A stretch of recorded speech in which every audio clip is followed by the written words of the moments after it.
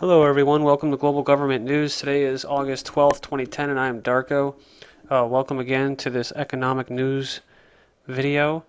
And this first article upload is from Reuters, and it's titled, Housing Market to Skirt Another Big Downturn.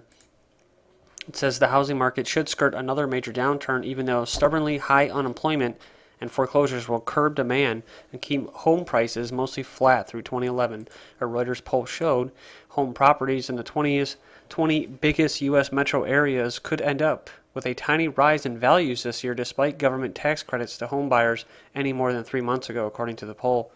But with a slowing recovery and tight lending standards, most economists predicted it could take at least 5 years for average home prices to revisit their 2006 peaks prior to the worst housing crisis or housing crash since the 1930s Great Depression. Quote, large supply of houses in foreclosure and people putting homes on the market will send prices down through the first quarter, says David Wise, chief economist at Standard & Poor's Rating Services in New York. He thinks the worst for housing is over and houses are back near normal. And although even in the UK housing prices are expected to pretty much fall for the next 5 years, or if not rise for the next 5 years, it says it's good news that housing prices are falling. Low interest rates are the key for first-time buyers and struggling homeowners. And like I said yesterday's news video, it's kind of crappy and it kind of sucks because there's a lot of people. One out of every 4 people are unemployed, so it's going to be hard to really take out on that mortgage.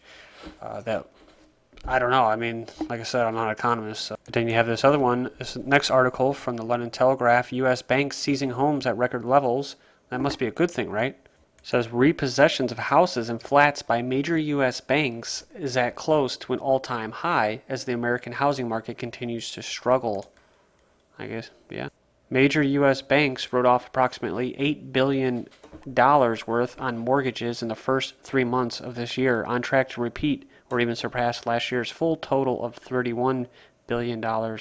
The news could have severe implications for the wider financial market, given it was problems in the U.S. housing market which triggered the credit crisis back in 2007. Finishing up in this article, it says fresh data shows that the number of U.S. homes being repossessed due to mortgage arrears rose to 92,858 last month, up 9% on June, and up 6% from the same month last year.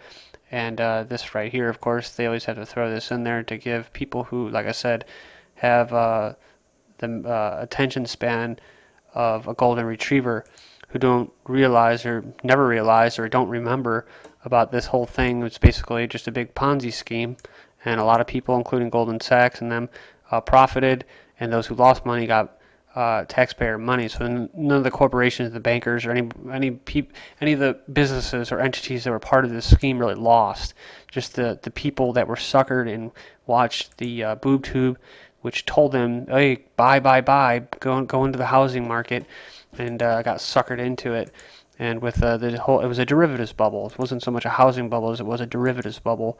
And it's not regulated. There was many of them written off, and people pretty much shouldn't have gotten houses. I think that's pretty much all I need to say about it. Besides, it's not. It just wasn't a regular, circumstantial crisis. Next article is from the People's Daily Online. First time I'm using their news website, but either way, it says American homes lost to foreclosures, rising 9%. The number of U.S. lost to foreclosures surged in July. Another sign banks are moving quicker to take back properties from homeowners behind in payments. Lenders repossessed 92,858 properties last month, up 9% from June, an increase of 6% from July 2009, the AP reported. Said banks have stepped up repossessions this year to clear out the backlog of bad loans. July makes the 8th month in a row that the pace of homes lost to foreclosure has increased on an annual basis. Meanwhile, homeowners who are falling behind on their payments are being allowed to stay in their homes longer because lenders are reluctant to add the glut of foreclosed homes on the market. The number of properties receiving an initial default notice, the first step in the foreclosure process, rose 1% last month in June, but tumbled 28% versus July last year. This is from the London Telegraph as well. It says the number of people working beyond 65 soars. You like that, guys? This is this brave new world that we're living in. Says the number of people working beyond the age of 65 is rising at the fastest rate since the records began. Official figures indicate as thousands of pensioners attempt to boost their income in retirement. It's because they have no more retirement or pensions. Social Security isn't going to really help you, even if it is there, which they project won't be, at least for my age group. And I'm almost 30 years old. And I believe the retirement age here in the U.S. is 67, and they're also proposing to increase the retirement age in the U.K. and the U.S. And a quick point I'd like to make is that it's one thing when people say, oh, I retired and I'm kind of bored and I kind of like working, because in essence, people want to feel like they have something to do every day, which is good and that's productive.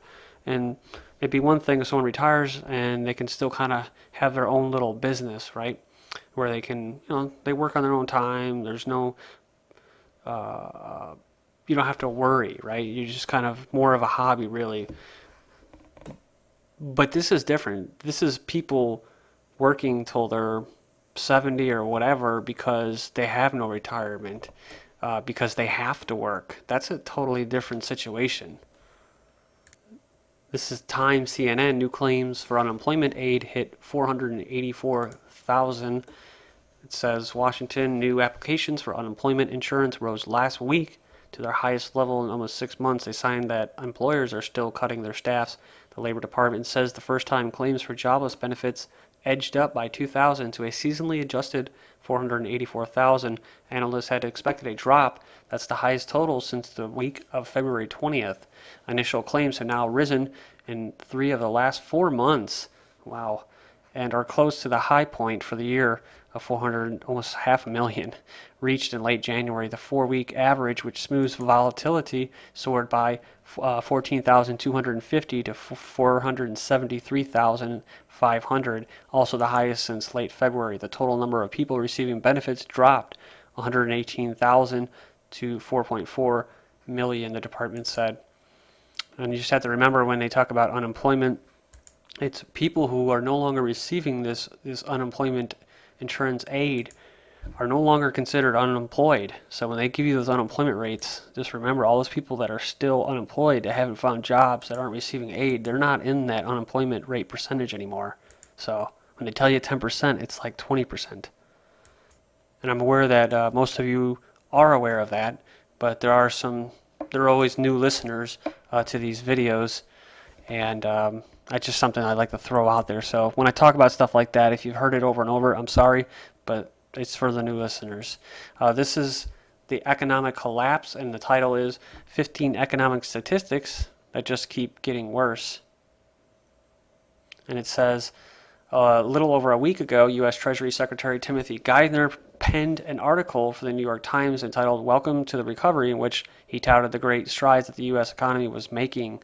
But with unemployment still dangerously high, with foreclosures and personal bankruptcies continuing to set all-time records, should we really be talking about a recovery? Number one is the number of Americans who are receiving food stamps rose to an all-time record of 40.8 million in May. The number of Americans receiving food stamps has set a new all-time record for 18 months in a row. Number two is the U.S. economy lost 131,000 more jobs during the month of July, but the truth is that the U.S. economy has been bleeding jobs for a long time. According to analysts, the U.S. has lost 10 million jobs since 2007. Meanwhile, immigrants, both legal and illegal, continue to pour into this nation in unprecedented numbers. This is number three. Americans who are out of work are finding it incredibly difficult to get back into the workforce. In the U.S. today, the average time needed to find a job has risen to an all-time record of 35.2 weeks. Number four, the U.S. government keeps trying to pump up the economy with its debt, and in the process, things are getting wildly out of control. It says, according to the U.S. Treasury Department report to Congress, the U.S. national debt will top $13.6 trillion this year and climb to an estimated $19.6 trillion by 2015. Number five, the interest on all of this debt is becoming increasingly oppressive. As of July 1st, the U.S. government has spent $355 billion so far in 2010 on interest payments to the holders of national debt. So I will finish up with these last ones on this next video, so please join me. Thanks.